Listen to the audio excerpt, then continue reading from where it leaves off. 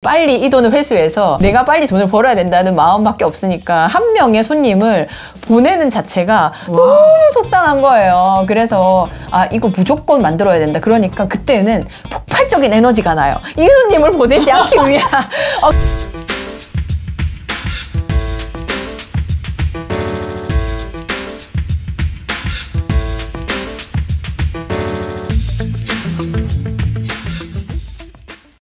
안녕하세요. 쿠팡과 썸 타는 여자 쿠썸입니다. 오늘은 제가 애기 3명이잖아요. 근데 더 대단한 분을 모셨습니다. 애기 4명을 키우면서 온라인 셀러를 하는 섬세한 머니맘님을 모셨습니다. 반갑습니다. 대표님 소개 부탁드릴게요. 반갑습니다. 저는 아이 4명 키우면서 온라인 판매와 블로그를 하고 있는 섬세한 머니맘 부산정아라고 합니다. 반갑습니다. 와, 진짜 대단하십니다. 네. 대표님. 아니 어떻게 저는 지금 3명도 이거 어떻게 하지 그랬는데 4명까지. 저는 아이를 일찍 낳았어요. 20대에 3명을 다 낳았어요. 네. 결혼 저 25세에서 어머. 6에 낳고 8에 낳고 9에 낳고 와. 근데 막내를 30대에 낳았죠. 와, 대단하십니다 진짜. 그래서 조금 일찍 낳아서 좀 일찍 키우고 있다. 그래서 조금 더 괜찮지 않나. 체력이 그때 냈죠? 네. 지금 제가 하려니까 체력이 너무 딸려요. 맞아요. 30대와 20대는 다르더라고요. 네, 진짜 정말 대단하십니다. 일과 육아와 여러 가지들을 다 한 번에 잡으시는 대단하신 분을 제가 모셨습니다. 근데 쿠팡도 그만큼 또 잘 판다고 하셔서 네. 이렇게 오늘 제가 쿠팡에 대해서 쏙쏙 이렇게 한번 여쭤보도록 하겠습니다. 아니 대표님은 그럼 온라인 판매는 아이 4명 키우면서 어떻게 또 시작하게 되셨어요? 저희가 이제 아이 4명과 남편이랑 저랑 부모님하고 같이 살아서 8인 가족이에요. 그래서 저희가 이제 한 명만 외벌이로 벌어서 살기는 솔직히 많이 너무 힘든 상황이고, 그리고 제가 그래서 둘이 그 맞벌이를 하고 있는데, 제가 다니는 직장이 이제 재개발로 인해서 곧 없어질 위기에 처했고, 그게 정확한 날짜가 정해진 건 아닌데 그곳이 다른 곳으로 100% 이전한다는 확신이 없어진 거예요. 그래서 아이 3명인 엄마가 재취업을 하기도 굉장히 힘든 시기에 아이 4명인 엄마를 받아둘 곳이 굉장히 적은 거죠. 일단 취업 자체가 너무 힘들고, 그래서 내가 이래서 혼자만 벌 수는 없기 때문에 무슨 방법이 있어야 된다. 그래서 온라인 판매를 하게 되었고, 아주 진짜 좀 독한 마음을 먹고 나는 빨리 제가 들어갔던 교육비를 빨리 뽑아내야 되겠다는 이 마음으로 그때는 거의 본잡과 투잡이 나는 본업을 2개 한다는 생각으로 좀 독하게 일을 했었어요. 근데 진짜 죽기 살기라는 그 말이 이거 아니면 안 된다는 생각을 조금 해야지만 좀 네. 빠르게 매출이 나는 게 맞는 것 같아요. 네. 그래야지 방법을 계속 찾잖아요. 맞아요. 그래서 대표님도 처음에는 이제 이런 사입이 아니라 위탁으로 시작하신 거라고 네, 들었는데 대표님이 지금 이제 위탁 하시면서 계속 우리가 닭등 막 이렇게 얘기하잖아요. 네. 그러면 사람들이 물어봐요. 정말 닭등만 한다고 매출이 날까? 섬세한 머니맘님은 어떻게 생각하시는지? 이제 저는 이제 닭등이라고 하는 거는 이제 기본적으로 상품을 등록을 처음 하면은 전 처음 등록할 때 한 8시간 걸렸거든요. 하루 종일 걔만 매달려서 한 개를 간신히 등록을 한 거예요. 그런데 그렇게 등록을 하다 보니까 이제 앞으로 나의 미래는 하루에 8시간 걸려서 상품 등록하는 내가 매일매일 등록만 하다가 시간이 끝날 것 같은 이런 추상적인 생각이 드는 거예요. 그런데 이 닭등이라고 하는 게 하면 할수록 나의 실력이 늘어나는 거예요. 맞아요. 상품 등록하는 시간이 점점 줄어들고, 예, 그래서 이 닭등이 꼭 매출을 무조건 일으킨다고 하기보다는 이제 처음 글자를 쓰는 아이를 글을 멋지게 써내라고 하는 것처럼 이렇게 너무 무리하게 뭔가를 시키는 것처럼 느껴지는데, 그냥 내가 상품 판매를 하기 위한 기본을 다진다고 생각을 하시면 닭등은 어느 정도는 반드시 필요로 하고, 이 닭등을 하면서 키워드라든지 이제 썸네일이라든지 상세 페이지를 조금씩 수정할 수 있는 여유가 생겨요. 내가 상품 한 개 8시간을 등록한다고 하면 그 8시간이라고 하는 시간은 처음에는 하나하나 채워넣기 바빴다면, 그 다음에는 다른 상품과 내 상품의 차별을 어떻게 만들까에 대한 시간을 투입을 할 수가 있는 거고, 그리고 그러다 보면 상세 페이지에 잘 파는 사람들은 이런 부분을 가지고 있는데 나는 이런 부분을 조금 부족하니까 이런 부분을 넣어볼까라고 하는 조금씩 여유가 생겨나는 거예요. 그래서 닭등이라고 하는 게 무조건 답은 아니지만 기본적으로 내가 상품을 등록하고 판매하기 위해서 꼭 좀 필요한 부분이 있다. 이렇게 생각하시면 될 것 같아요. 맞아요. 처음에는 시간도 걸리는 것도 있지만 그 뒤에 중요한 말씀을 해주셨던 게, 결론적으로 내가 올려봐야 그리고 올려보고 그것들이 좀 익숙해져 봐야 상품명이랑 그런 대표 이미지나 네. 아니, 묶였으면 왜 묶였지 맞아요. 막 고민하게 되고 그러면 더 좀 키워드나 신경 쓰게 되고 이런 것들을 할 수 있는 그런 시야가 넓어지는 네. 거죠. 근데 그런 것들이 없이 처음부터 막 매출을 이걸 상품 올리면 처음에는 그런 것 같아요. 이걸 올리면 사람들이 무조건 팔려야 된다고 생각을 맞아요. 해요. 네. 근데 그런 생각은 이제 버리시고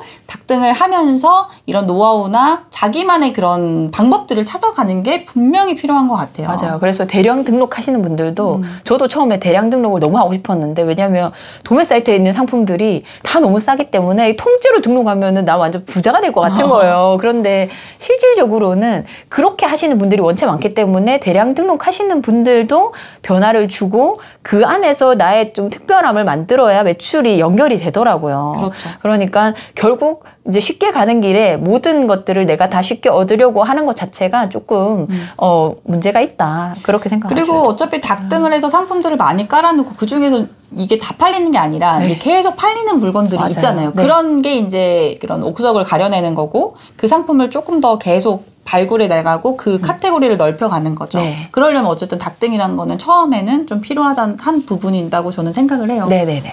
그래서 대표님은 그런 위탁 판매로 이렇게 닭등을 해오시면서 여러 가지 이제 방법들을 알아가셨는데 네. 그런 키워드 잡는 거나 대표 이미지를 좀 어떻게 다르게 하면 내 상품이 좀 더 팔릴 수 있는 그런 노하우가 있을까요?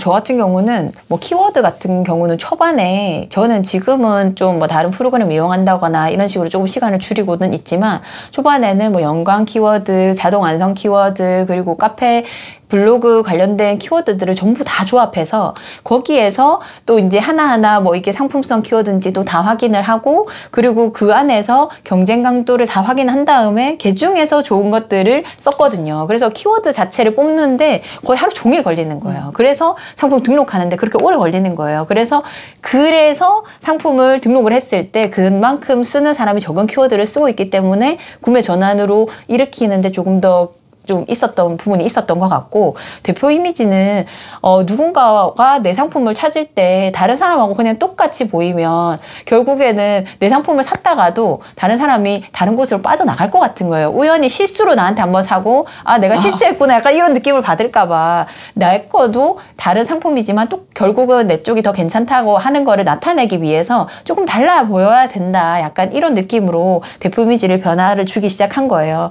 그래서 제가 또 다른 방법으로 조금 매출을 내기 위한 하나의 팁을 드리자면 도매 사이트가 여러 개가 있잖아요. 그러면 여러 개가 있으면 저희는 한 도매 사이트에서만 물건을 받아와야 되는 게 아니고 여기 ABC 도매 사이트가 있으면 ABC 도매 사이트에 같은 제품이라면 예를 들어 선풍기라면 A 도매 사이트 선풍기, B 도매 사이트 선풍기, C 도매 사이트 선풍기에 비슷한 상품을 저의 묶음 상품으로 넣어서 요 중에서 하나만 판매가 돼도 맞아요. 결국에는 판매가 일어났기 때문에 저는 그 도매 사이트에 주문만 넣으면 되기 때문에 결국은 어떤 상품과 어떤 식으로 구색을 다르게 보이게 만드느냐 그거 차이인 것 같거든요. 우리가 시장에서도 뭐 엄청나게 많은 당근들이 팔고 있지만 실제로 이렇게 큰 마트에서 깍둑썰기한 또 이거 뭐 당근을 팔고 또 길게 채 썰은 당근도 팔고 하는 게 다 팔리는 거는 그거를 찾고자 하는 수요가 다 다르니까 맞아요.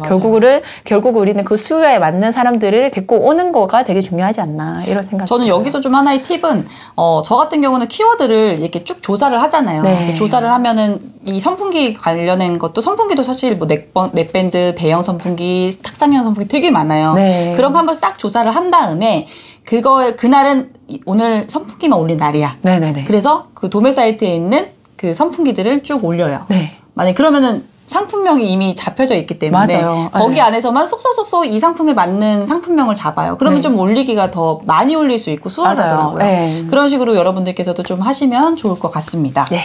되게 상품이 너무 많잖아요. 네. 상품도 많고 뭐 카테고리도 많고 하는데 어떤 거부터 해야 되지라고 했을 때 좀 팁이 있을까요? 제가 이제 종종 전 대형마트를 많이 가는데 아무래도 그 대형마트도 뭐 트레이더스라든지 홈플러스라든지 큰 마트에 갈 때는 그쪽에 있는 상품들을 잘 봐요. 그러니까 지금 현재는 날씨가 덥고 이제 곧 피서철이고 그랬을 때 초반에 이제 이런 대형마트들은 상품을 사전에 입점을 다 시키거든요. 그러면 이렇게 큰 변화가 있을 때 나도 지금 변화를 해야 될 시기라는 거를 좀 느껴요. 그래서 그때 그게 좀 등록되어 있는 상품들 위주로 조금 등록을 해보고자 하고. 그럼 시즌성에 맞춰서 하고 그다음에 우리가 주부들도 많고 이렇게 마트 갔을 때 좀 그렇게 자주 변화되는 것들을 네. 눈여겨봤다가 그런 상품들을 올려야 되겠다라고 이제 생각을 하신다는 거죠. 네.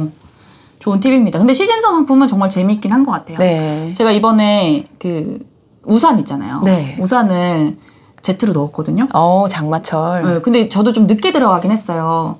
근데 이틀 만에 150개가 그냥 팔리는 거예요. 대박. 그래서 시즌성이다. 시즌성이 정말 답이다. 이런 생각을 좀 요즘 해서 계속 그 데이터 분석하고 있거든요. 여러분들께서도 그 시즌성 상품을 눈여겨보시고 정말 나가면 무엇을 살까? 나라면 무엇이 필요할까? 먼저 이렇게 미리 생각을 하셔서 등록하시면 조금 더 편하시지 않을까 생각합니다. 맞습니다. 결국은 다른 사람들도 이렇게 변화하는 마케팅에 굉장히 좀 예민하신 분들이 있는 곳에 그거를 눈여겨보는 게 진짜 괜찮은 방법인 것 같아요. 근데 이런 시즌성 상품도 굉장히 많이 이런 데이터들이 다 요즘에 아이템 스카우트도 맞아요. 다 데이터를 제공하고 네, 있잖아요. 네, 네. 근데 그거를 어떻게 시간을 투여해서 찾느냐의 이제 문제죠. 사실 뭐 이게 잘 나갑니다. 이게 잘 나갑니다. 다 알려드릴 수는 없고 우리도 사실 그게 정말 팔릴지 안 팔릴지 잘 모르겠지만 그런 것들을 계속 발굴하고 공부하고 연습하는 게 중요한 것 같아요. 대표님은 지금 위탁 판매도 저도 위탁 판매 이제 하고 있지만 대표님도 지금 위탁 판매로 하신 지 지금 한 얼마큼 되셨죠? 기간이? 지금 한 2년 정도는 됐죠. 대표님도 거의 2020년도에 시작하셨어요? 네, 맞습니다. 저도 네. 2020년도에 시작을 했는데 좀 이런 얘기 많잖아요. 뭐 위탁 판매는 뭐 안 된다. 위탁 판매는 결론은 뭐 돈이 많이 벌 수가 없다. 막 이런 얘기를 많이 하시는데 그런 거에 대해서는 좀 어떻게 생각하세요? 제가 우리가 지금 일반적인 주부고 일반적인 회사원이라면 저희가 판매할 수 있는 상품을 저희 집에 있는 걸로 찾으라고 하면 솔직히 아무것도 없잖아요. 물건 아무것도 없는 상황에서 무언가를 팔으라고 한다면 무형의 물건이 아니라 유형의 뭔가 물건을 파는 거에 있어서 가장 리스크가 적은 방법이 위탁인 것 같아요. 왜냐하면 저는 그냥 있는 상품을 내 마진을 조금 붙여서 다른 사람 필요한 사람에게 그냥 이걸 전달해주는 방법이 위탁이다 보니까 이거를 물건을 내가 들고 있고 이런 자체가 이 물건을 다 팔아야 된다고 하는 이 부담이 있고 그 다음에 이것을 내가 처음 사기 위해서 들여가는 돈이라든지 이런 부분이 있기 때문에 일단 이 물건을 다른 사람이 들고 있는데 내가 대신 이 물건을 살 사람을 데리고 올게 라고 하는 거는 진짜로 어떤 사람이든지 돈을 벌고 있는 사람이라면 꼭 반드시 해야 되는 일이고 저희가 직장에서 돈을 벌고 있는 것도 실질적으로는 고객을 물건을 파는 것에 이렇게 연결을 시켜주는 일을 하는 거거든요. 그래서 그러한 기술이 우리가 이제 꼭 필요로 한 부분이기 때문에 위탁 판매는 정말 꼭 리스크가 제일 적은 괜찮은 방법이 아닌가. 네, 저도 그렇게 생각해요. 지금까지 이제 위탁도 해보고 뭐 로켓도 사입도 해서 로켓도 집어넣고 해보지만은 위탁만큼 마음이 편하고 맞아요. 왜냐면은 물건이 문제가 생겼으면 다 위탁처에서 처리를 해주고 그리고 내가 위탁 상품 중에 잘 나가는 상품들을 발견만 하면은 정말 그만큼 편한 것도 없는 그렇죠, 것 같아요. 맞아요. 그래서 그렇다고 사입으로 간다고 해서 마진이 아주 큰 것도 아니잖아요. 그렇죠. 그리고 재고에 대한 리스크가 저는 아직도 좀 두려운 것 같아요. 그래도 브랜딩이라는 거를 나중에는 해야 되고 브랜딩이 나중에 그 셀러의 꽃이라고는 하지만 그런 부분들에 대해서 좀 아직까지는 좀 그럼 무섭더라고요. 맞아요. 내가 만약에 이걸 해서 좀 잘 안 되면 또 망하면 어떡할까 이런 생각 때문에. 맞아요. 그래도 정말로 위탁으로도 이렇게 돈을 벌고 계시고 저도 돈을 벌고 있고 그러니까 위탁이 이게 정답이 아니다라고는 할 수는 없는 것 같아요. 네, 맞아요. 않을까. 네, 어느 부분에서든 실제 정말 고가의 상품도 위탁으로 판매가 가능하고 아주 저가의 상품도 위탁으로 판매가 가능하기 때문에 뭐 아이가 와가지고 예를 들면 한번 그런 거죠. 제가 아이들한테도 뭐 경제교육할 때 그런 얘기를 하는데 물을 하나 우리 집에 앞에서 뭐 삼다수 물이라든지 이 물을 하나에 700원, 800원을 주고 사서 내가 산꼭대기 가서 2,000원에 주고 판다고 해서 사람들이 안 사는 게 아니다. 결국은 필요한 사람들이 있는 곳에 가서 내가 들 수 있는 품을 들여서 물건을 그만큼 값어치를 높이는 게 실질적으로 너희들도 해야 되는 일이라고 가르치거든요. 그런 것처럼 우리가 온라인 판매를 하는 것도 역시 다른 사람에게 내가 가지고 있는 물건을 파느냐, 다른 사람 물건을 대신 팔아주느냐만 다른 거지 결국에 기본은 다 같은 것 같아요. 그래서 이 위탁으로 먼저 상품 팔아보는 연습을 먼저 해야 내가 가지고 있는 나의 재고 상품도 잘 팔 수 있는 그만큼 능력이 될 수가 있다. 처음부터 너무 리스크를 넣어버리면 처음부터 내가 이 상품을 너무 잘 팔 수 있을 것 같다는 느낌적으로 아주 재고를 많이 가지고 있으면 이게 제대로 안 팔렸을 때 다음번에 도전할 수 있는 허들이 너무 높아지는 맞아요. 거예요. 맞아요. 그래서 작게 많이 시도를 해서 작은 실패를 여러 번 쌓으면 다음번에는 성공 확률을 높일 수 있다는 걸 꼭 기억을 하셨으면 좋겠어요. 위탁의 제일 단점이 그거잖아요. 이 품절. 맞아요. 그리고 막 저도 그런 경우가 많았어요. 그 상품 그 URL 자체가 없어지거나 네. 그 상품 자체가 없어지거나 그리고 예전에 텐트를 올렸었는데 오너클랜 거 텐트를 올렸었는데 지적재 사건 그때 특허 뭐 이게 특허가 되어 있는 상품인데 올렸다 막 이런 것들 때문에 상품들 이거 도매 사이트 거 못 올리겠다 막 이런 게 있었었거든요. 근데 대표님은 이제 그런 거를 어떻게 해결하시는지. 만약에 그런 연락이 오면 저는 도매 사이트에서 보고 올렸다고 먼저 얘기를 드리고 그래서 그 도매 사이트에서도 실질적으로는 그렇게 연락이 오시는 분들이 보통 뭐 총판이라든지 이 물건 자체를 관리하시는 분들이 많거든요. 그럼 역으로 생각을 했을 때 그 상품을 저에게 다시 달라고 오히려 할 수 있는 기회를 얻은 거랑 마찬가지인 거예요. 그러면 그 상품을 저에게 달라. 그리고 도매 사이트에 올린 분들은 보통 그런 경우에는 컷되는 경우가 많아요. 다음부터 그분한테는 물건 안 주겠다. 대신에 그 물건을 안 주는 대신 저한테 그 물건을 달라 하면 그 업체랑 이렇게 연결이 트면 그분이 가지고 계신 물건들을 제가 팔 수 있는 기회를 얻게 되는 거예요. 역으로도 생각을 하셨네요. 네. 그래서 실제로 지금 물건을 받고 있는 것도 있고 그리고 도매 사이트에서 상품이 만약에 없어지거나 품절로 이렇게 돼버리면 그거를 또 제품명이나 이런 걸 찾아서 소매로 팔고 있는 분에게 바로 사가지고 보낸 경우도 있고 맞아요. 아니면 아예 조금 비슷하게 생겼고 사양이 비슷하고 조금 리뷰도 괜찮은 상품을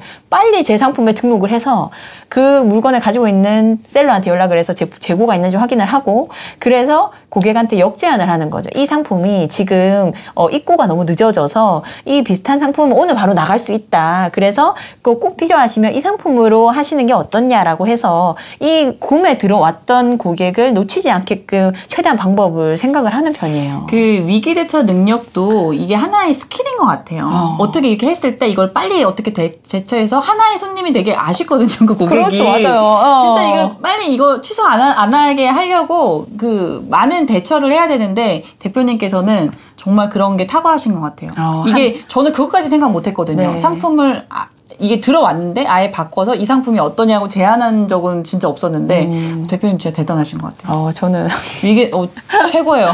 초반에 말씀드렸다시피 빨리 이 돈을 회수해서 내가 빨리 돈을 벌어야 된다는 마음밖에 없으니까 한 명의 손님을 보내는 자체가 너무 속상한 거예요. 그래서 이거 무조건 만들어야 된다. 그러니까 그때는 폭발적인 에너지가 나요. 이 손님을 보내지 않기 위한 그래서 상품 등록도 초스피드로 되는 거예요. 상품 사진만 대충 빨리빨리 캡처해가지고 빨리 올려가지고 대충 고객이 이 상품 파악할 수 있을 정도만 해놓는 거예요. 막 그 세부적인 건 뒤에 넣더라 해도 그렇게 해가지고 빨리 전화를 해서 빨리 넘겨올 수 있게끔. 진짜 이거는 정말 하나의 손님이 정말 아쉽거든요. 초보셀러들은 맞죠. 초보셀러들 아니어도 좀 매출이 좀 약간 떨어지거나 맞아요. 그러면은 이게 하나 아까워. 맞아요. 아까워가지고 근데 그 정도는 제가 생각 못했는데 진짜 팁 얻어갑니다. 네. 여러분 아셨죠? 이게 근데 될 수도 있고 안 될 수도 있어요. 그럼요. 근데 물어보지 않았으면 그냥 취소해야 되는 거잖아요. 그렇죠, 맞아요. 근데 내가 이거를 하나를 물어봐서 된다고 하면은 이게 또 매출로 이루어지니까. 그렇죠. 네. 그리고 되게 고객들도 어떤 고객들은 그런 거 되게 고마워하고. 맞아요. 네. 오히려 그래 물어봐요. 그러면 비슷한 다른 상품이 없나요? 이렇게 오히려 물어보기도 하거든요. 맞아요. 그러면 제가 가지고 있는 선택의 여지가 만약 2-3가지가 된다면 다른 상품을 제안을 해서 고객이 그중에서 그럼 저 이 상품으로 주세요 하는 경우도 많거든요. 근데 너무 괜찮은 것 같아요. 왜 그러냐면 고객들은 결론은 내가 사야 되는 물건이기 때문에 검색을 했고. 그렇죠. 그것을 샀으면 좋겠다는 거에서 구매를 했잖아요. 그런데 이 상품이 없다고 할지라도 판매자가 다른 상품으로 이렇게 제시안을 준다면 더 살 수 있는 구매가 맞죠. 더 높죠. 어차피 네. 샀던 사람이니까. 맞아요. 그 금액대도 비슷하고 네. 약간 사양도 비슷하고 하면 굳이 안 살 이유는 없는 거죠. 그렇죠.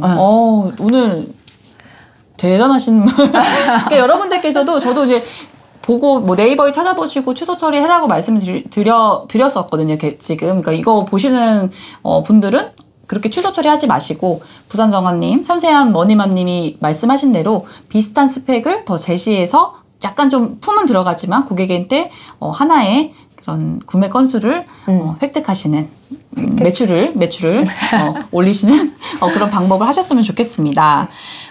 아이 넷을 키우시면서 그리고 부모님이랑 같이 사시면서 온라인 판매를 하는 그 시간 관리법이 있으실까요? 그러니까 일단은 제가 투잡으로 했던 시간이 있고 현재는 이제 본잡으로 하는 시간이 있는데 투잡으로 할 때는 무조건 시간을 이제 딱 이 시간에는 이것만 해야 된다는 거를 좀 물론 지금도 그렇지만 딱 필요로 해요. 왜냐하면 직장에 출근을 9시까지는 해야 되기 때문에 그 이전 시간을 활용을 해야 되는데 아이들을 케어해야 되는 아침 시간은 뭐 7시부터는 그렇죠. 꼭 써야 된다. 그렇다면 7시 이전 시간은 최대한 활용을 하는 거예요. 그러니까는 그때는 무조건 잠을 조금 줄일 필요가 있어요. 초반에 좀 매진을 할 때는 저 같은 경우는 아예 새벽이 조금 효율이 좋아서 아예 새벽 5시에 일어나서 상품 등록 한 2시간은 완전 거기에 바짝 몰입을 하고 그리고 이제 직장에 나가가지고 뭐 일을 오전 업무를 빨리 마치면 오전 업무 그 시간에 조금 더 일을 할 수 있는 거고 점심 시간에는 밥만 먹고 와서 점심 시간에 최대한 다 활용을 했고 퇴근하기 전에 이거 내가 지금 송장 등록이라든지 이런 걸 최대한 다 등록을 하고 이 온라인 판매 업무를 마친 다음에 집으로 가서는 집에 일만 하는 거예요.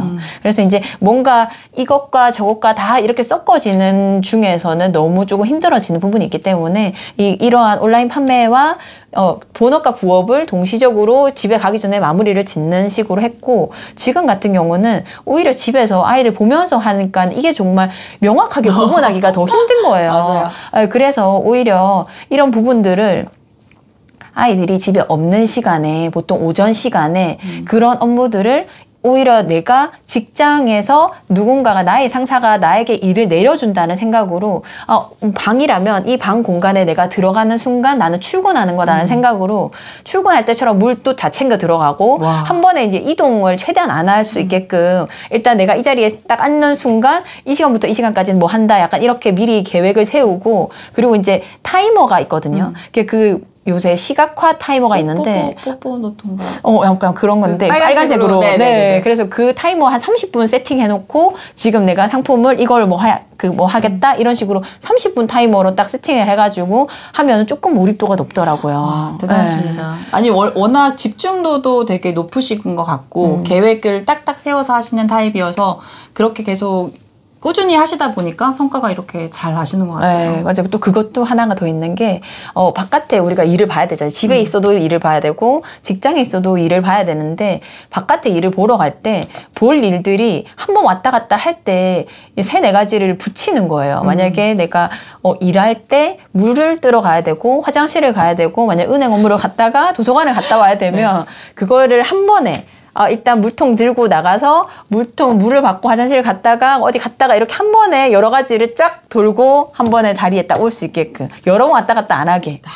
동선 최소화. 얘기 들어보니까 저도 그거 되게 좋아하거든요.